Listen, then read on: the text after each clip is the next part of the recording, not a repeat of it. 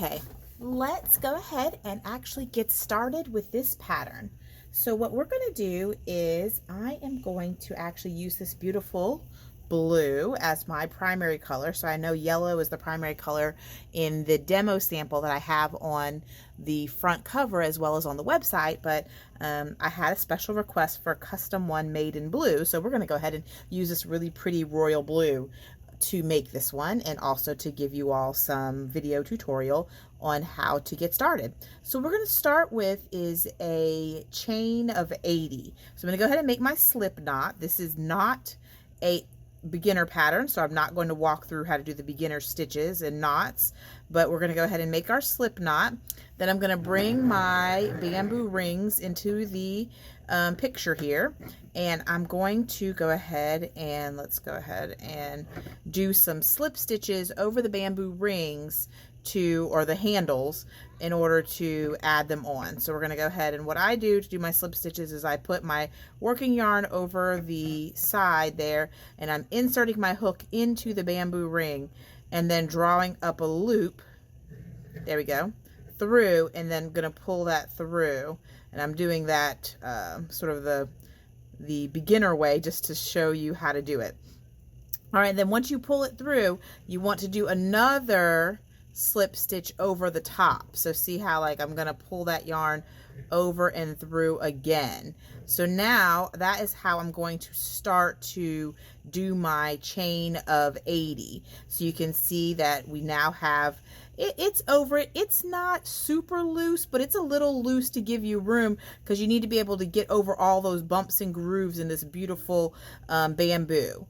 All right, so we're going to go ahead and I'm going to turn my work and start up that chain. So you're going to make your chain just like you would normally do. And that is actually your first stitch right there. So be real careful. You see how I have kind of a little bit of space in there? I'm going to do that one more time just to tighten it down a little bit in there.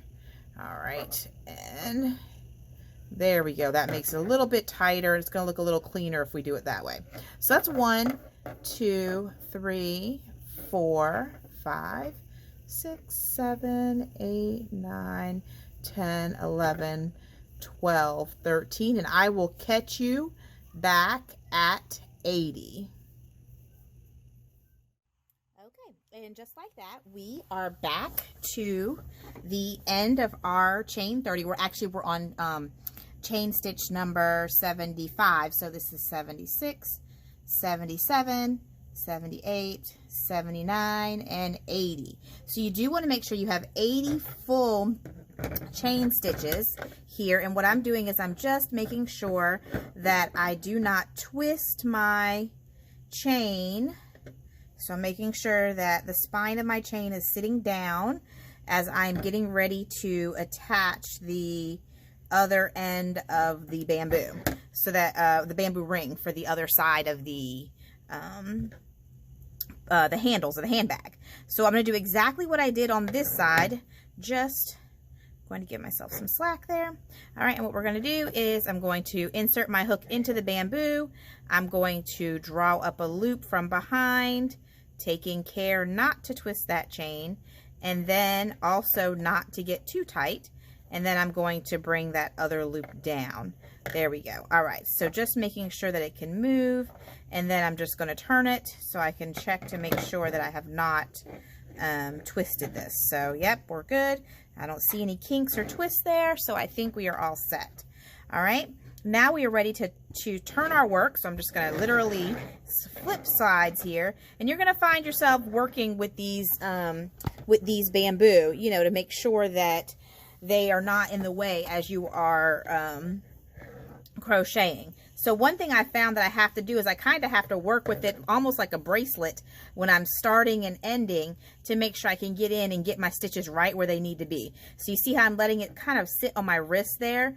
That is needed in order to be able to get what you need done. So when I get ready to come back, I want to be real careful not to put a stitch under here, okay? So this is not where you want your stitch to go. You want your first stitch to line up with your 80 single crochets. And the best way to tell where your stitch needs to be is just flip it over, because you know the spine of your stitch or the little humps on the back of your chain stitch indicate where you have a stitch at. So just go ahead and just double check and make sure you're good. So you can see my first stitch is going to be right here. All right, so I'm going to go ahead and insert my hook into that stitch with both loops, and then I'm going to go ahead and do my 80 single crochets.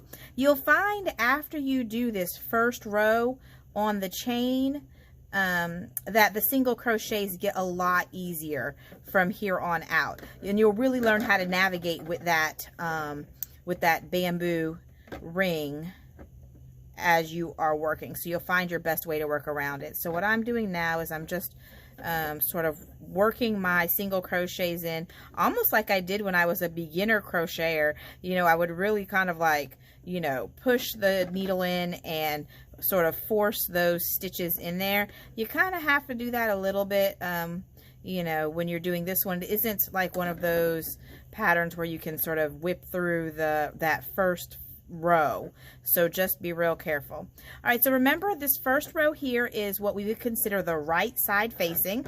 The reason you know it's the right side is that my tail end of my chain is over here on the left side of my work. So we know this is the right side facing, so we're going to go ahead and keep going along, and then make sure that when we turn our work on the next row, on row number 2, we're going to place that stitch marker to indicate that that is the wrong side of the work, which will be very important as we are working that graph sort of pattern. When you're adding and dropping colors, you are going to want to make sure that you are adding and dropping colors on that wrong side. No matter whether it's facing you or away from you, it's always going to be, the tails are going to always be dropped and the colors are going to always be dropped, the working yarn, on the wrong side of the pattern. And while I'm talking about pattern notes as I make my way through these 80 single crochets, let's just talk a little bit about in general. So this pattern is going to be worked in a horizontal or landscape orientation. And what I mean by that is you can see how I'm coming across back and forth. If I bring my demo bag out here, so here's my demo bag, you'll see that the orientation of the bag itself is vertical or up and down, but the actual work happened side to side like this.